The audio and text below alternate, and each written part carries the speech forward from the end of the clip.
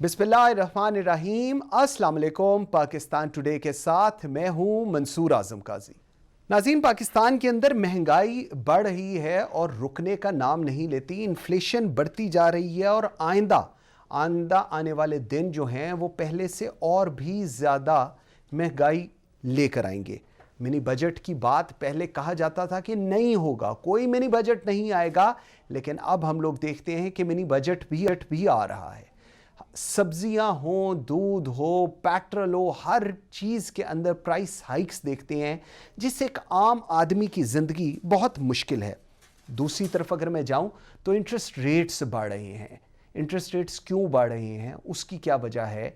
Fluctuation जो हम देखते हैं डॉलर के अंदर, डॉलर फ्लक्चुएशन से जो हमारे लोन्स की हमने वापस करने हैं, वो भी एक जो लोड है वो पाकिस्तान के ऊपर ज़्यादा आ रहा है। बिजली की प्राइसेस बढ़ रही हैं, गैस मुल्क में आ नहीं रही। Minister for water and power आके बातें पता नहीं क्या करके जाते हैं, लेकिन कहीं पर अगर आज मैं बात करूं, इस वक्त जब हम लाहौर में बैठे हुए हैं तो गैस की शॉर्टेज है पूरे लाहौर के अंदर, और खाना बनने के लिए एक रोटी जो कम से कम अब 4 से 5 मिनट लगाती है, सिर्फ एक फुल्का। ये इस वक्त सिचुएशन है लाहौर के अंदर। फूड सिक्योरिटी की बात करेंगे, वहाँ पर भी ऐसी सिचुएशन है जहाँ पर हुकूमत कहती है कि जी ये प्राइसेस नहीं बढ़ाएंगे, वहाँ पर प्राइसेस बढ़ती हैं और फिर उनको कोई रोकने वाला नहीं होता। हुकूमत के दावे एक तरफ, लेकिन ग्राउंड के ऊपर एक आम आदमी की ज़िंदगी बद से बदतर होती जा रही है। शब्बर ज़ैदी साहब की एक स्टेटमेंट, उन्होंने कहा है Pakistan as an entity is a bankrupt, it's not growing concern. एक बहुत स्ट्रॉन्ग स्टेटमेंट है जो पाकिस्तान का एक्स चेयरमैन FBR पाकिस्तान के बारे में ये कह रहा है। ये सिचुएशन क्या है, क्यों नहीं पाकिस्तान ठीक हो रहा, पाकिस्तान की इकॉनमी को लेकर क्या इश्यूज दरपेश हैं इस वक्त हुकूमत को, इस पर बात करेंगे प्रोग्राम के फर्स्ट सेगमेंट में। आई एम वेरी ग्रेटफुल, मुझे इस वक्त ज्वाइन किया है डॉक्टर आबिद लहरी ने, माहिर माशियात हैं, मेंबर हैं prime minister economic advisory council के, और मेरे साथ हैं professor doctor Shahida Wazarat, once again a very well renowned economist. Thank you very much जी, आपका बहुत शुक्रिया। Doctor Shahida Wazarat, let me start with you. Doctor साहब, क्या इशू है एक आम आदमी की जिंदगी के? वो जो ख्वाब थे कि बेहतर होंगे, मैं कुछ अच्छी जिंदगी गुजारूंगा, मेरी स्टैंडर्ड ऑफ लिविंग बेहतर हो गई, वो अनफॉर्चुनेटली हम होते नहीं देख पा रहे। क्या कहेंगी इसके ऊपर? जी, बल्कि इसके बहुत बदतरी आ रही है, बेहतरी के बजाय बहुत बदतरी आ रही है स्टैंडर्ड ऑफ लिविंग में। आप देखिए, अभी आप बात कर रहे थे कि लाहौर में गैस नहीं है, कराची का भी यही हाल है। यानी कि कराची में आजकल काफी सर्दी पड़ रही है और बिल्कुल गैस बिल्कुल गायब हो गई है, ना खाना पकाने के लिए ना पानी गर्म करने के लिए।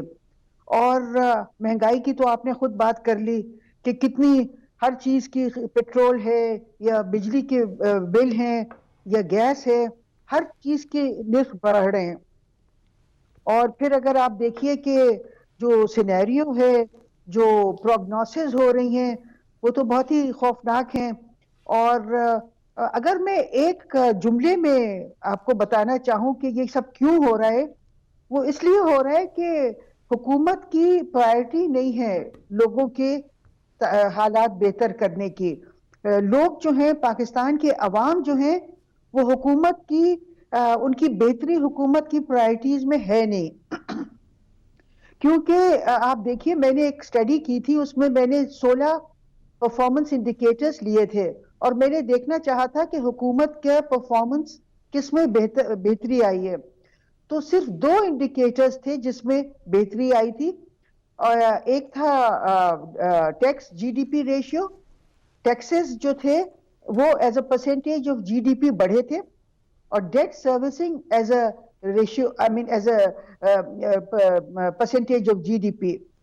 तो उससे ये पता चलता है कि हुकूमत सिर्फ ये कर रही है कि टैक्सेस लगा रही है, टैक्सेस की शरह बढ़ा रही है और उनको लेके डेट सर्विसिंग के लिए इस्तेमाल कर रही है। बाकी जो और चीजें हैं जिसमें अवाम की बेहतरी हो सकती है, वो हुकूमत की उसमें दिलचस्पी नहीं है। और अगर आप देखें तो ये देखिए, अब तो बहुत ही बदतरीन जिंदगी होती जा रही है कि आपके पास नहाने को गर्म पानी नहीं इतनी सर्दी में, खाना पकने के लिए गैस नहीं।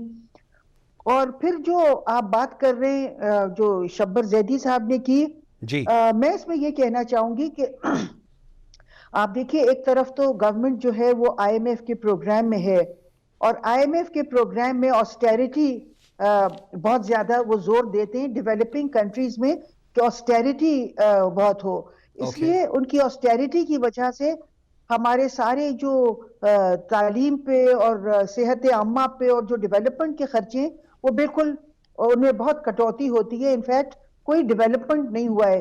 90 کی دہائی میں بالکل کوئی ڈیولپمنٹ نہیں ہوا تھا کیونکہ ہم نے آئی ایم ایف سے بہت قرضے لیے تھے، اور اسی لیے 90 کی دہائی کو میں لاسٹ ڈیکیڈ کہتی ہوں۔ اب یہی صورتحال دوبارہ ہے کہ بہت کٹوتیاں ہو رہی ہیں، کوئی ڈیولپمنٹ پہ خرچہ نہیں ہو رہا ہے، اور آپ دیکھیے میں نے آئی ایم ایف کی اور ملکوں میں ویسٹ میں جب آئی ایم ایف کی بات کرتا ہے تو وہ یہ بہت اصرار کرتا ہے، خاص طور پہ میں نے یورپ کے حساب سے سنا تھا کہ وہ کہتے ہیں کہ آپ اپنے خرچے اتنی کٹوتیاں نہ کریں، اوکے یعنی کہ آئی ایم ایف کی بھی دوغلی پالیسی ہے۔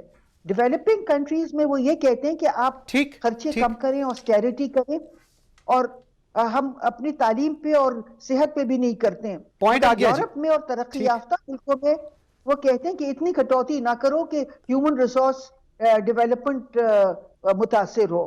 بالکل ٹھیک ہے تو بالکل ٹھیک ہے آئی گوٹ دا اسی پوائنٹ طرح میں مجھے یہ ذرا لگ رہا یہی ہے چیز کہ ڈاکٹر آپ صاحبہ میں دیکھیں یہی کہ چیز ذرا عابد قیوم سلیری صاحب کے پاس لے کے جانے دیجیے گا۔ ڈاکٹر صاحب تھینک یو ویری مچ جی۔ ڈاکٹر صاحب مجھے سب سے پہلے بتائیے گا یہ جو انفلیشن مہنگائی آ گئی اور بڑھ رہی ہے، منی بجٹ آ رہے ہیں، حکومت کا ویژن کیا ہے؟ حکومت کدھر چیزوں کو لے کر جانا چاہ رہی ہے جی؟ یا پریکٹیکلی مینیجبل نہیں ہو رہا اس وقت پاکستان کی اکنامک سچویشن حکومت سے؟ کیا کہیں گے اس کے اوپر؟ جی صاحب، پہلے تو میں اس بات سے شروع کروں گا کہ شبر زیدی صاحب کے بیان سے مجھے اختلاف ہے۔ خدا نخواستہ کوئی اتنی ڈوم اینڈ گلوم سچویشن نہیں کہ ملک جو ہے وہ بینکرپٹ ہو رہا ہے یا ملک جو ہے وہ دیوالیہ ہونے کے قریب ہے۔ اگر آپ ملکوں کا ساورن ڈیٹ دیکھیں اور ان کی جو debt to foreign exchange reserve جو آپ کی ریشو ہے، اگر آپ اس کو دیکھتے ہیں تو یا آپ اپنی رینکنگ دیکھتے ہیں جو کریڈٹ ریٹنگ ہے آپ کی، تو اس طرح کا کوئی پرابلم نہیں ہے۔ ہاں، اوکے پرابلم ہے کس چیز پہ؟ پرابلم ہے انفلیشن کا، اور پرابلم ہے میرے نزدیک انیکویلٹی بڑھنے کا۔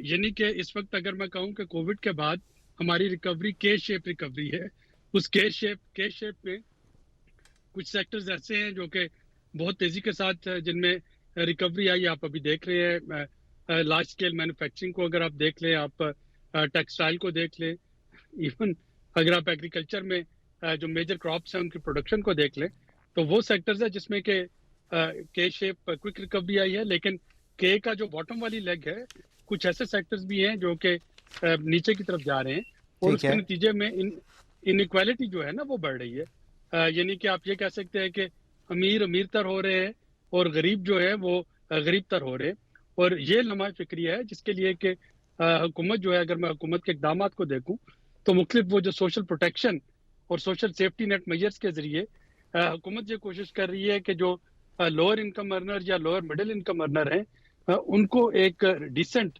روزگار جو ہے یا ڈیسنٹ سوشل پروٹیکشن جو ہے وہ فراہم کی جائے۔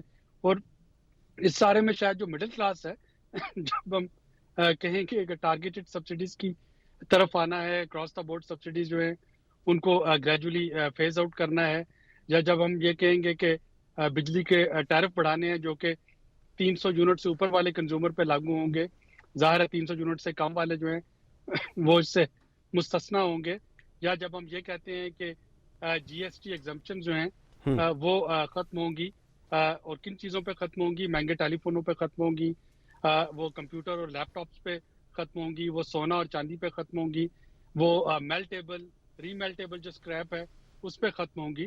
تو یہ آپ بات اس طبقے کی کر رہے ہیں جو کہ مڈل کلاس طبقہ ہے، جو کہ نہ تو اتنا وہ امیر ہے اور نہ کمزور ہی ہے کہ اتنا غریب ہے، ٹھیک ہے ٹھیک نہ اتنا غریب ہے کہ اس کو سوشل سیفٹی نیٹس میں لایا جا سکے، اور نہ وہ اتنے امیر ہیں کہ جو بھی ہوتا جائے وہ ان کو کوئی پرواہ نہیں ہوگی، ان کا کوئی معیار زندگی جو ہے وہ ٹھیک افیکٹ ٹھیک نہیں ہوگا۔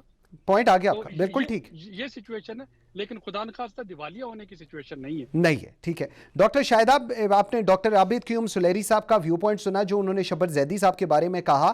ایک اور چیز جو ہم لوگ دیکھتے ہیں جو میرے خیال میں اب ٹیگ الانگ کر رہی ہے, اسٹیٹ بینک آف پاکستان کا رول, اور یہ کہا جا رہا ہے کہ جی it's tag to I M F in a way کہ یہ ایک آف شور ہے آئی ایم ایف کا, اور جو کچھ آئی ایم ایف کہتا ہے اسٹیٹ بینک اس کی اسی طرح کمپلائنس کرتا ہے اور اسی طرح کام امپلیمنٹیشن بھی آتی ہے گورنمنٹ کے اوپر. How do you want to respond to that جی؟ جی بالکل, I agree with this statement, because آپ دیکھیے کہ اسٹیٹ بینک جو ابھی کر رہا ہے وہ مستقل شرح سود بڑھا رہا ہے, اور آپ دیکھیے کہ پاکستان میں انفلیشن جو ہے وہ اکانومی کی اوور ہیٹنگ کی وجہ سے نہیں ہو رہا ہے. یہ نہیں ہے کہ ہمارے یہاں بہت ایکسیسو ڈیمانڈ ہے اور بہت اس کی وجہ سے قیمتیں بڑھنے لگی ہیں. ہم سب کو پتہ ہے قیمتیں کیوں بڑھ رہی ہیں. ایک تو اس کی بنیادی وجہ یہ ہے کہ بہت میسو ڈی ویلیویشنز ہوئے ہیں, اور جب ڈی ویلیویشن ہوتے ہیں تو آپ کی جو امپورٹس ہیں, جو کہ ہماری تیل ہے, اور اس کی وجہ سے سارے اکانومی میں اس کا جو پہیہ چلتا ہے, تو اس کی وجہ سے انفلیشن ہو رہا ہے. ٹھیک ہے.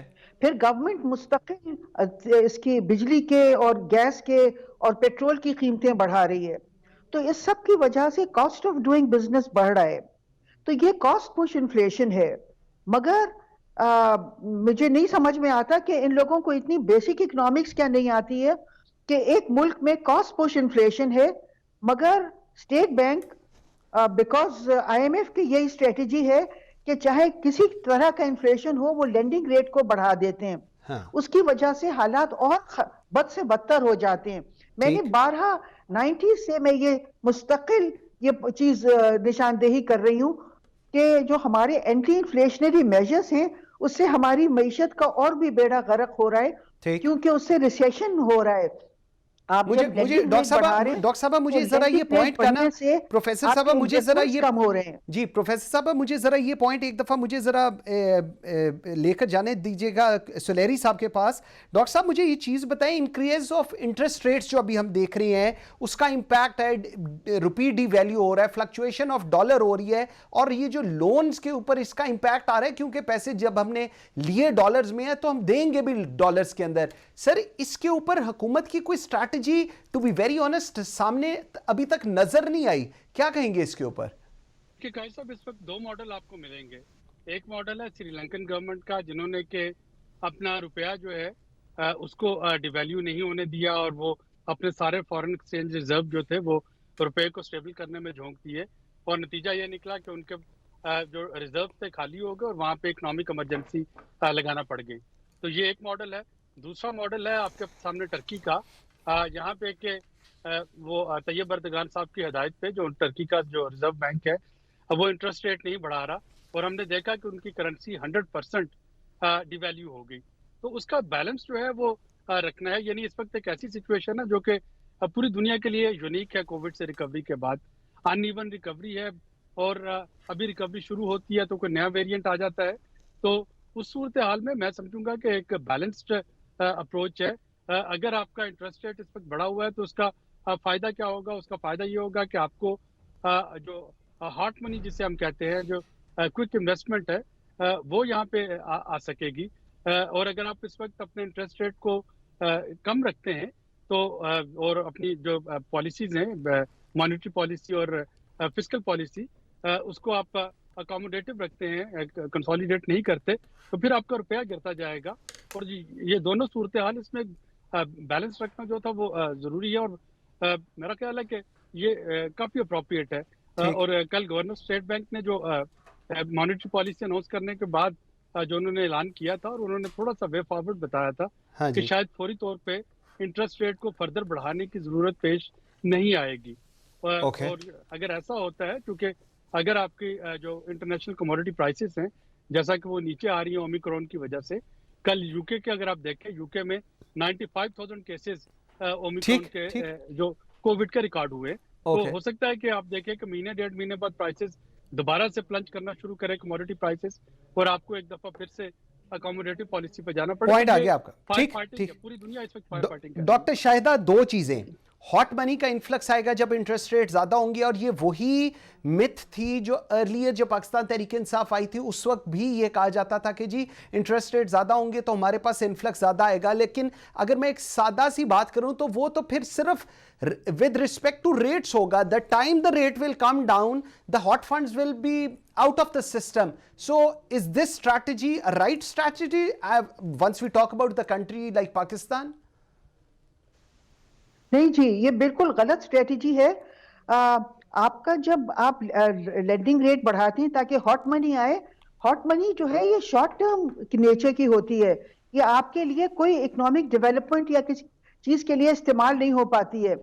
तो इसलिए आप जब हॉट मनी लेके आते हैं और जैसे ही मतलब ये जो शॉर्ट टर्म के ये जो पैसे हैं पोर्टफोलियो इन्वेस्टमेंट, इसको कहा गया है फेयर वेदर बर्ड्स, कि ये ऐसी चिड़िया हैं जो जब आती हैं जब इकोनॉमी अच्छी एक्सपैंड कर रही हो, और जैसे ही उसकी बहुत जरूरत होती है हॉट मनी की तो वो एक बटन दबाते हैं और वो सारी हॉट मनी मुल्क से बाहर चली जाती है। और इनफैक्ट ये बहुत डिस्टेबलाइज करती है। जिस तरह एशियन क्राइसिस आया था कि वेस्टर्न उन्होंने इन्वेस्टर्स ने बहुत हॉट मनी भेज दी और फिर at the touch of a button उन्होंने सारी हॉट मनी वापस बुला ली, तो उसकी वजह से एशियन क्राइसिस आया था। तो ये हॉट मनी जो है ये आपके लिए बिल्कुल बेकार है, ये आपके लिए कोई फायदेमंद नहीं है। इसीलिए आप देखिए कि आप स्टेफनी ग्रिफिथ जोन्स की आर्टिकल्स पढ़ें, उनकी किताबें पढ़ें, तो वो कहती हैं ये फेयर वेदर बर्ड्स हैं। ये जब आते हैं जब मौसम अच्छा होता है और चले जाते हैं जब मौसम खराब होता है। तो आप अपनी लॉन्ग टर्म इकोनॉमिक डेवलपमेंट को हॉट मनी से नहीं सरमायाकारी कर सकते हैं। आबिद कयूम ठीक है डॉक्टर साहब, एक मिनट मुझे दीजिए। सुलेरी साहब, मुझे एक चीज बताएं, आपने जो भी ये बात बताई है सर, अभी 100 बिप्स और बढ़े हैं, और अगर गवर्नर स्टेट बैंक कह रहे हैं कि गोइंग फॉरवर्ड नहीं बढ़ेंगे तो मेरे ख्याल में एक अच्छी चीज है। पैसे भी आ गए, रेट कम हुआ, पैसे निकल गए, that's a very simple rule of the game. वो फिर दोबारा इन्वेस्टमेंट्स दूसरी साइड पे चली जाएंगी। सर, डॉलर रोज फ्लक्चुएशन हम देख रहे हैं, कहीं पर स्टेबिलिटी डॉलर में आप देखते हैं? आइंदा आने वाले दिनों में हम देखेंगे कि अगर हम दोनों जो आपने ऑप्शंस दी थी, टर्की वाली और दूसरी, अगर हम इन दोनों में देखें तो पाकिस्तान ने तो रुपी भी कर दिया डीवैल्यू और उसके बाद रेट भी इंक्रीज कर दिया, लेकिन रुपी फिर भी स्टेबल नहीं अपेरेंटली नजर आता। क्या कहेंगे जी? जी मंसूर, इसमें थोड़ा सा आपको जियोपॉलिटिकल इकोनॉमी देखना होगा, और शायद जो OIC कॉन्फ्रेंस के बाद चीजें थोड़ी सी बेहतर हो। इस वक्त गो के वो डॉक्यूमेंटेड नहीं, लेकिन मेरा ख्याल है कि अफगानिस्तान की सिचुएशन जो है वो पाकिस्तान के डॉलर को डायरेक्टली और इनडायरेक्टली उस पर असरअंदाज हो रही है। जब आपके एक हमसाया मुल्क जो है वहाँ पे वॉलेटिलिटी होगी, अनसर्टेनिटी होगी, जो फियर ऑफ फेमीन है और सारी सिचुएशन है, तो उसमें कोई भी पाकिस्तान जैसे मुल्क में आके जो डॉलर का इनफ्लो, स्पेशली आपकी जो इन्वेस्टमेंट है वो नहीं आ रही होगी। दूसरी चीज़ ये है कि अगर अगस्त के बाद से देखें, अफगानिस्तान जो कि इस वक्त एक कैश स्टॉप कंट्री है, ना वहाँ पे अफगानी रुपी है ना वहाँ पे डॉलर है, तो इनडायरेक्टली यहाँ से अफगानिस्तान की जो इंपोर्ट एक्सपोर्ट है, तिजारत है, वो भी पाकिस्तानी डॉलर के जरिए मैनेज हो रही है। यहाँ पे डॉलर की होल्डिंग भी चल रही है और डॉलराइजेशन ऑफ इकोनॉमी जो है वो भी चल रही है। बाकी चीजें तो अपनी जगह के, डिमांड जो है वो डेफिनेटली ज्यादा है। हमने देखा कि नवंबर का जो तकरीबन $8 बिलियन, $8.5 बिलियन का जो इंपोर्ट बिल था, अगर आप उसको देखते हैं 7.94 बिलियन के इंपोर्ट बिल को, तो उसमें 250 अरब की पेट्रोलियम प्रोडक्ट्स हैं, कोई 250 अरब की मशीनरी और रॉ मटेरियल है, $600 मिलियन की उसमें वैक्सीन है, और $900 मिलियन की खाने पीने की अशिया है। तो तकरीबन $1.5 बिलियन जो था वो है, जो कि जिसको आप कह सकते हैं कि लग्जरी आइटम प्लस दूसरी जरूरत की चीजें। तो जैसा कि मैंने कहा कि एक तो जब कमोडिटी का रेट नीचे आता है तो शायद आपकी डॉलर की डिमांड कम हो, और दूसरा अगर अफगानिस्तान में थोड़ी सी भी स्टेबिलिटी आती है तो आप देखेंगे कि डॉलर का रेट जो है वो ठहर जाएगा। बिल्कुल ठीक है, आपका पॉइंट आ गया। डॉक्टर आबिद क्यूम सुलेरी साहब, thank you very much. Professor doctor Shada Wazarat, thank you very much जी। मेरे पास रहा था, वी ट्राइड टू कवर जितना भी हम कर सकते हैं। एक छोटी सी ब्रेक लेते हैं और जब हम ब्रेक से वापस आते हैं तो सकूते ढाका पर बात करते हैं। हुआ क्या, what actually happened over there, इस पे बात करेंगे along with OIC का जो आज इजलास हुआ है ज़राए ख़ारजा का, इसमें क्या होने जा रहा है और पाकिस्तान क्या गेन करेगा इस सारे से, इस पे बात करेंगे। मेरे साथ रहिएगा।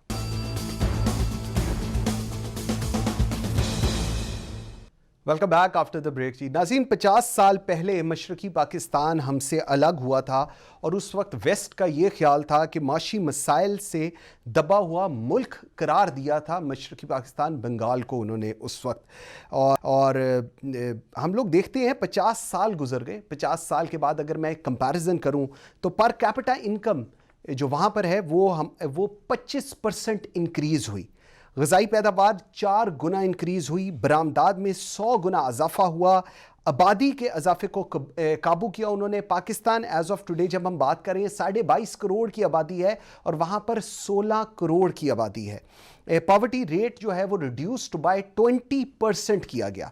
अगर मैं 1971 की बात करूँ तो उस वक्त बांग्लादेश की जो GDP थी दैट वाज $8 बिलियन और पाकिस्तान की थी $11 बिलियन। 2018 की अगर मैं बात करूं तो $275 बिलियन बांग्लादेश की थी और $314 बिलियन पाकिस्तान की थी। आज 2021 के अंदर 300 अरब और बिलियन डॉलर बढ़ा है और $575 बिलियन पे इस वक्त बांग्लादेश और पाकिस्तान इस वक्त स्ट्रगलिंग फेज के अंदर है और पाकिस्तान तकरीबन को 300 के करीब बिलियन डॉलर के ऊपर है। हुआ क्या? सबसे इंपॉर्टेंट चीज़ ये है, हुआ क्या वहाँ पर और क्या इस सारी सिचुएशन से पाकिस्तान ने कुछ सीखा है? इस पर बात करेंगे प्रोग्राम के इस सेगमेंट में। आई एम वेरी ग्रेटफुल, मुझे ज्वाइन किया है लेफ्टिनेंट जनरल गुलाम मुस्तफ़ा साहब ने और मेरे साथ हैं लेफ्टिनेंट जनरल खालिद लोधी साहब। Sir thank you very much. General Mustafa sir, let me start with you sir. Sir, as a nation हम लोग कहीं रुक गए हैं? जो कुछ हुआ उसके बाद हमने कुछ सीखा? क्योंकि आज भी हम लोग शायद वहां पर रुके हुए हैं और हम खामियां ढूंढ रहे हैं कि इसकी गलती थी और इसकी गलती थी और ये हुआ। क्या हम वाकई रुक चुके हैं और हम आगे जाने को तैयार नहीं जी इस सिचुएशन से? नहीं, रुकना होता तो रुके होते तो शायद इतनी हालात खराब ना होते, बल्कि हम थोड़ा सा स्लाइड करके पीछे आ गए हैं। जो हालात थे 71, 72, 73 के बाद से हमारे लिए बहुत बड़ा मौका था कि हम अपने आप को रीग्रुप करके अपने आप को दोबारा उसी लाइन पे लेके चल पड़ते और पाकिस्तान शायद आज वहां पे ना होता जहां पे हम देख रहे हैं। इसमें 2 बड़े मसाइल हुए। एक तो ये कि हमने कोई अपने आप को किसी तरीके से भी उस पोजीशन में लाने की उस पोजीशन में नहीं लाए जहां से पाकिस्तान किसी भी समय ग्रो कर सकता। या तो एग्रीकल्चर पे हम चलते या इंडस्ट्रियलाइजेशन में चलते या दोनों तरफ चलते।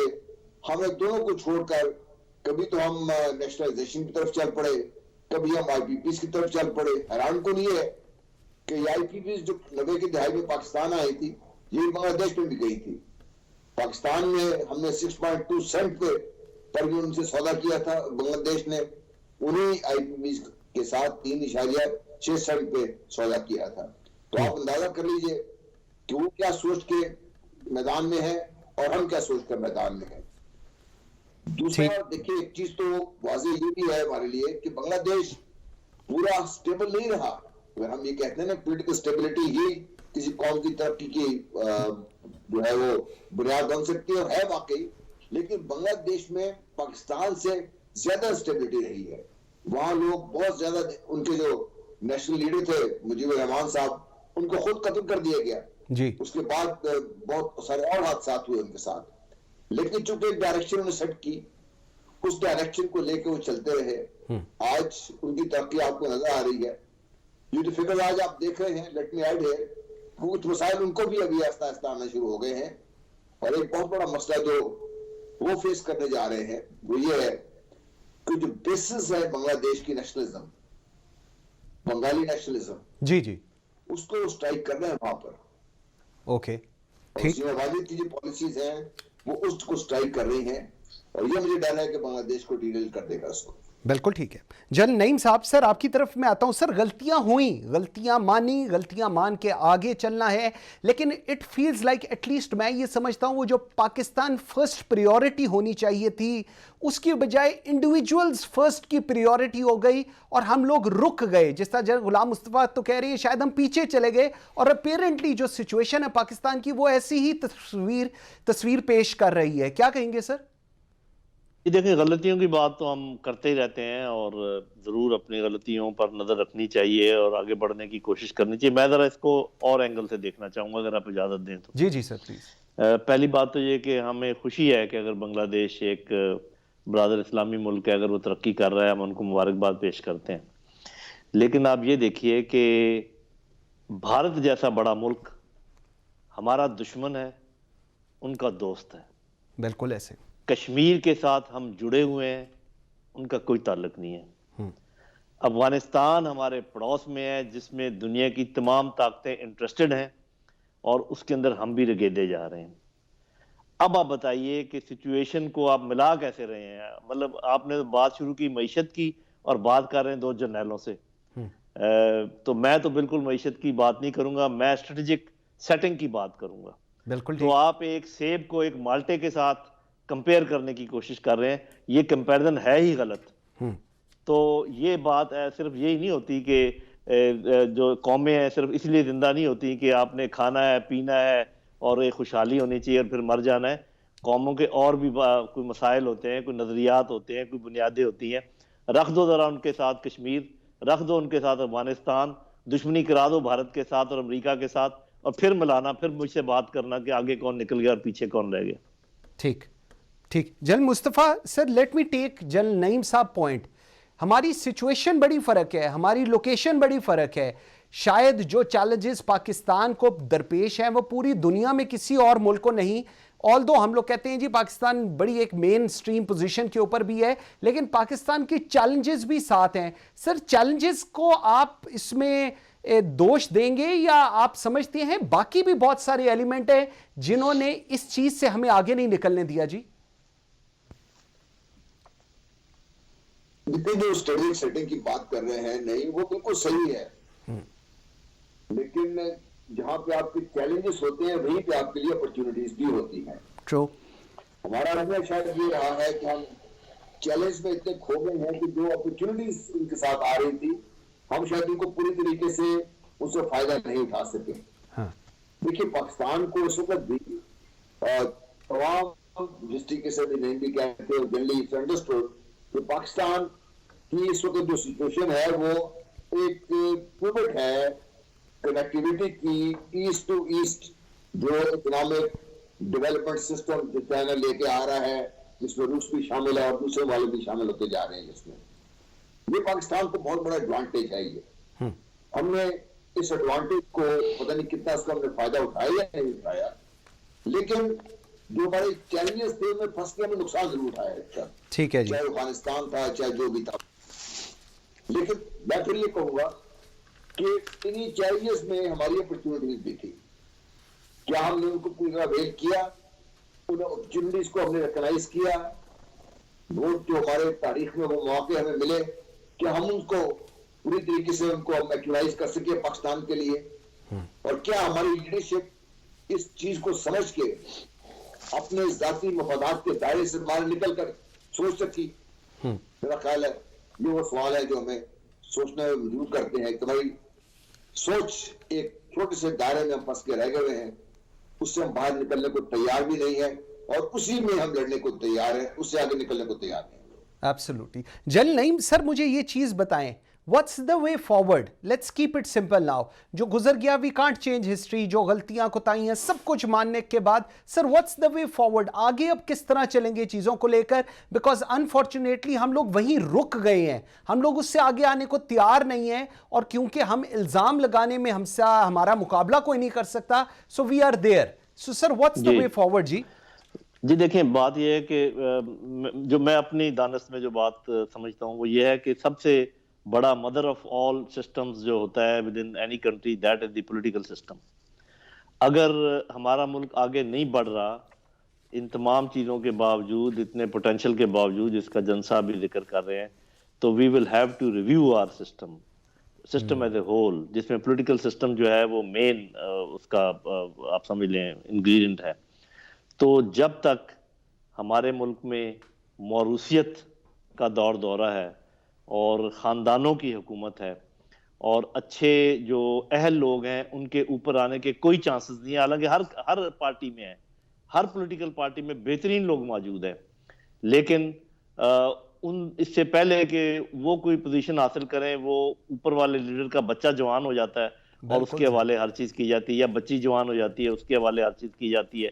تو یہ بات اب لکھ کے رکھ لیں، جب تک آپ کا نظام اس نہج پہ چلے گا جیسے کہ چل رہا ہے تو کچھ بھی نہیں ہو سکتا. ہم جیسے کہہ رہے ہیں کہ پتہ نہیں ساکت کھڑے رہیں گے یا کیسے آگے جائیں گے یا نہیں جائیں گے، میں اس بارے میں کچھ نہیں کہہ سکتا. یہ میرا تجزیہ ہے، غلط ہو سکتا ہے. اور یہ بھی میں بتا دوں کہ ہماری جو نجات ہے وہ کسی اچھے پولیٹیکل سسٹم میں ہی ہے. کوئی اور اگر بالکل ٹھیک. حکومت کرنے کی کوشش کرے، چاہے وہ جوڈیشری ہو، چاہے آرمی ہو، چاہے کوئی ہو، اس سے بات نہیں بنے گی.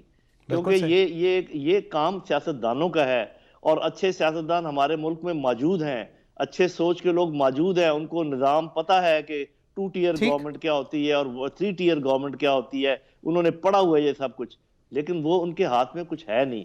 جن کے ہاتھ میں ہے، جن کے ہاتھ میں پیسہ ہے، انہی کے ہاتھ میں پاور ہے. وہ پاور کے ذریعے پیسہ بناتے ہیں، پیسے کے ذریعے مزید پاور حاصل کرتے ہیں، اور یہ ایک نظام چل رہا ہے.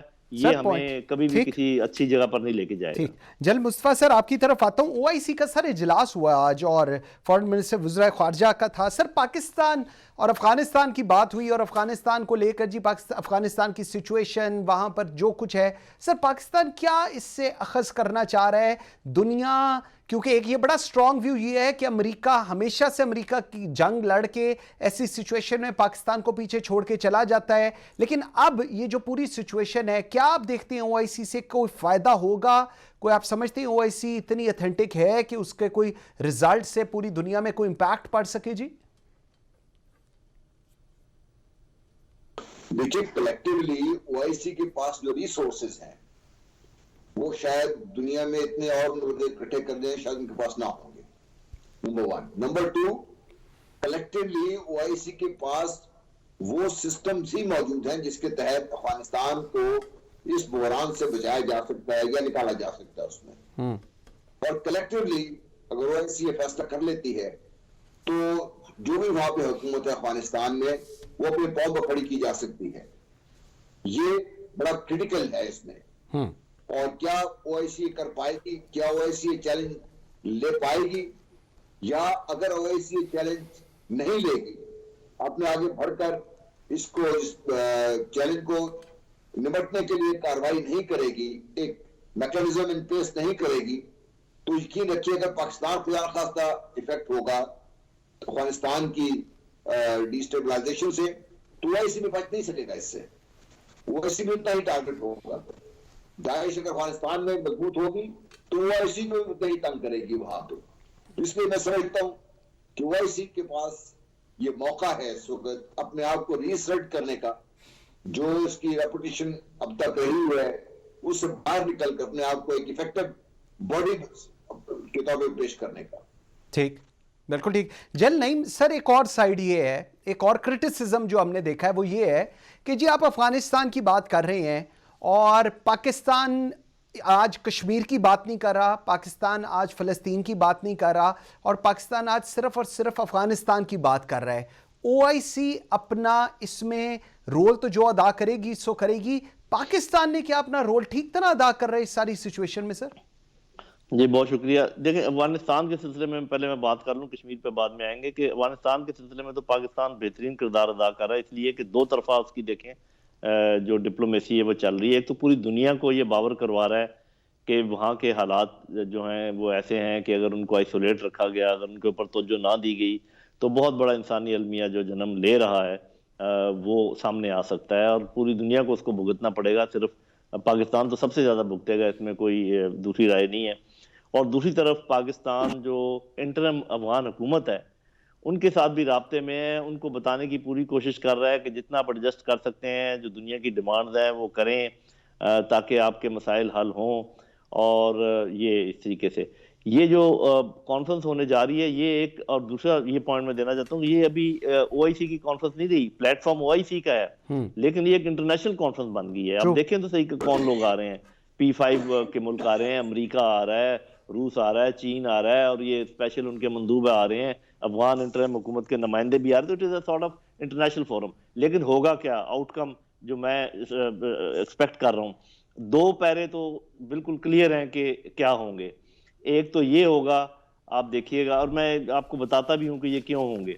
پہلا پیرا یہ ہوگا کہ اس میں ساری افغانستان کی سچویشن کا احاطہ کیا جائے گا، وہاں پر جو جو مسائل ہیں ان کا احاطہ کیا جائے گا جو اس انسانی المیہ جنم لے رہا ہے. دوسرے حصے میں افغان انٹرم حکومت کو کہا جائے گا کہ آپ سے جو ڈیمانڈز کی جا رہی ہیں آپ میرے اس پہ غور کریں اور یہ خواتین کے سلسلے میں بات کریں, وہاں پر ہیومن رائٹس کا خیال رکھیں, حالانکہ ان میں سے کافی سارے کام وہ کر بھی رہے ہیں. تیسرا جو زیادہ اہم ہے, اب پہلے میں یہ بتاؤں کہ ہونا کیا چاہیے تیسرے میں 2 نقطے ہونے چاہیے مین. امریکہ کو کہا جائے کہ آپ افغانیوں کا جو پیسہ ہے افغانستان کے عوام کا, ان کے حوالے کریں تاکہ وہ اپنے مسائل حل کر سکیں, کیونکہ آپ سب سے پیش بتا رہے ہیں کہ وہاں پر یہ مسئلہ ہے. اور دوسرا مطالبہ یہ ہونا چاہیے اقوام متحدہ اور امریکہ سے کہ آپ ان کے بینکنگ چینل کھولیں تاکہ جو لوگ ان کی مدد کرنا چاہتے ہیں ان کی مدد تو کریں. اگر تو یہ تیسرا حصہ اس طریقے سے ہوا جیسے کہ میں کہہ رہا ہوں, پھر تو کچھ نہ کچھ آپ سمجھیں کہ اس کا فائدہ ہوگا. ادروائز تو بس یہ آئے ہیں بیٹھے ہیں. پاکستان کو ضرور یہ ایڈوانٹیج ہوا ہے کہ وہ جو آئسولیشن کا ایک لوگ باتیں کرتے تھے وہ بالکل بھی نہیں ہے. کتنے لوگ جو ہے نا آئے ہیں پاکستان کی دعوت پر, یہ کیسے. باقی یہ کہ یہ والی کانفرنس چونکہ اسپیسیفک ہے افغانستان کے سلسلے میں, تو یہاں تو کوئی کشمیر کی یا فلسطین کی بات نہیں ہو پائے گی. باقی کشمیر کا آپ الگ پروگرام کریں گے تو وہ تو میں ہمیشہ کہتا رہا ہوں کہ کشمیر کے سلسلے میں پاکستان کا رویہ معذرت خانہ ہے, بالکل ٹھیک کہہ رہے ہیں, یہ نہیں ہونا چاہیے. یہ تو میں ہمیشہ کہتا رہا ہوں, یہ آپ کے کسی اگلے پروگرام میں بات کر لیں گے. ٹھیک ہو گیا. جنرل مصطفیٰ سر, 2 چیزیں بڑی امپورٹنٹ کہ امریکہ بھی ہے یہاں پر, اور امریکہ کو چاہیے جو جنرل صاحب کہہ رہے ہیں کہ ان کے پیسے بھی کھولے, بینکنگ یہ بھی کھولے. سر ایک ایسی ہی کانفرنس یا اس طرح کی ایک کانفرنس ہندوستان میں بھی ہونے جا رہی ہے, اور اس میں بھی جو ایجنڈا ہے وہ افغانستان ہے. اس کو کیسے آپ نریٹ کریں گے جی؟ ہندوستان کا ایجنڈا جہاں تک افغانستان کا تعلق ہے وہ اپنے لیے وہاں پہ اسپیس مانگ رہا ہے. وہاں پہ افغانستان میں جو اس کے پاس پہلے موجود تھی اور 15 اگست کے بعد وہ ایک دم اس سے چھین لی گئی, اب وہ اپنے آپ کو وہاں پہ ریلیونٹ کرنا چاہتا ہے, وہاں پہ اسپیس چاہتا ہے, کیونکہ اس کو یہ پتا ہے کہ جب تک افغانستان سیٹل ہو گیا اور وہاں پہ پرفیکٹ سسٹم آ گئے تو اس سے جو فائد حاصل ہوں گے اس میں بھارت بھی اپنا حصہ لینا چاہتا ہے. ٹھیک ہے جی. اس لیے بھارت کا اس کانفرنس کر لینا ہمیں اتنی پریشانی کی ضرورت نہیں ہونی چاہیے اس میں. اوکے ٹھیک. تو سر اب اس کو اگر آپ کنکلوڈ کرنا چاہیں, پہلے starting from general Mustafa, sir how do you want to conclude this whole thing, OIC اس کا result, impact on Afghanistan, how do you synchronize that جی؟ دیکھیے, ایک تو افغانستان کو بڑا واضح یہ پیغام ملا ہے کہ پاکستان اپنی سر توڑ کوشش کر رہا ہے, نمبر 1. نمبر 2, افغانستان کو یہ پیغام بھی جائے گا کہ اس کے پاس یہ بھی موقع ہے اس کانفرنس کے بہانے سے ہی اگر کوئی چینجز کرنا چاہتا ہے وہ اپنے سیٹ اپ میں وہ کر لے تاکہ اس کو بھی جو اسپیس چاہیے مل سکے. اور تیسرا, جس طرح بھی نہیں نے بھی کہا, ہم سب اس بات کے منتظر ہیں کہ باقی دنیا تو شاید کرے یا نہ کرے, ہمارے جو اسلامی ممالک ہیں OIC اسپیسیفکلی, کیا وہ یہ چیلنج قبول کرنے کو تیار ہے. اگر صرف OIC تیار ہو جائے تو افغانستان کے چیلنج سے نپٹنے میں بہت آسانی ہو جائے گی. امریکہ کو مجبور کرنا پڑے گا, اگر OIC اکٹھی ہو جائے تو امریکہ بھی مجبور ہوگا اس پہ. بالکل ٹھیک ہے. جنرل نعیم صاحب سر آپ سے مجھے لاسٹ بتائیے گا, ایک تو I really want to have your view, India کا کیا رول آپ دیکھ رہے ہیں اس ریجن میں افغانستان کے کو لے کر ان پرٹیکولر, اور نمبر 2 جس طرح بھی جنرل مصطفیٰ کہہ رہے ہیں OIC کا رول اس ساری سچویشن کے اندر, اور کیا جو آبجیکٹو ہے, جو لاسٹ آپ کے 2 پوائنٹس ہیں, کیا وہ آبجیکٹو سرو ہوتا آپ کو نظر آ رہا ہے جی؟ جی, انڈیا کا انٹرسٹ تو بہت گہرا ہے اس خطے میں. صرف میرا اپنا خیال یہ ہے, اور میں غلط ہو سکتا ہوں, کہ جو موجودہ انٹرم سیٹ اپ ہے امریکہ اور ہندوستان اس کا کولیپس چاہتے ہیں, کسی صورت میں وہ اس کو کامیاب ہونے نہیں دینا چاہتے. افغانستان میں ان کا انٹرسٹ ضرور ہے کہ یہاں پر وہ حصہ لیں اور سب کریں, لیکن یہ انٹرسٹ ان کا بالکل نہیں ہے کہ یہ جو انٹرم حکومت ہے یہ آگے چلے. جو دوسرا آپ کا پوائنٹ ہے اس میں آپ اتنا صرف کہوں گا کہ کل کے اعلامیے کے بعد ایک چیز واضح ہو جائے گی. دیکھیں OIC کے جو ممالک ہیں اس میں سے کچھ ممالک ہیں جو امریکہ کے انفلوئنس میں ہیں, جی بالکل, کچھ ممالک ہیں جو چائنا, رشیا اور یہ جو وہاں پر امن چاہتے ہیں افغانستان میں وہ ہیں, اور تیسرے کافی سارے ایسے ہیں جو نیوٹرل ہیں, جو کچھ نہیں ہوتے.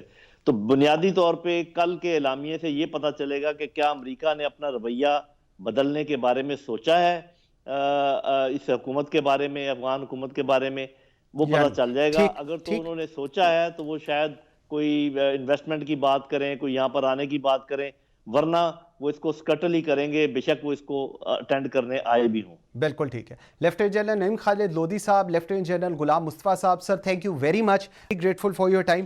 او آئی سی کیا کہتی ہے، او آئی سی کا رزلٹ کیا نکلتا ہے، اور موسٹ امپورٹنٹ تھنگ افغانستان کو لے کر دنیا پاکستان کا رول کیا دیکھ رہی ہے اور پاکستان کیا کر رہا ہے، اس کی اکنالجمنٹ ہونا بہت ضروری ہے۔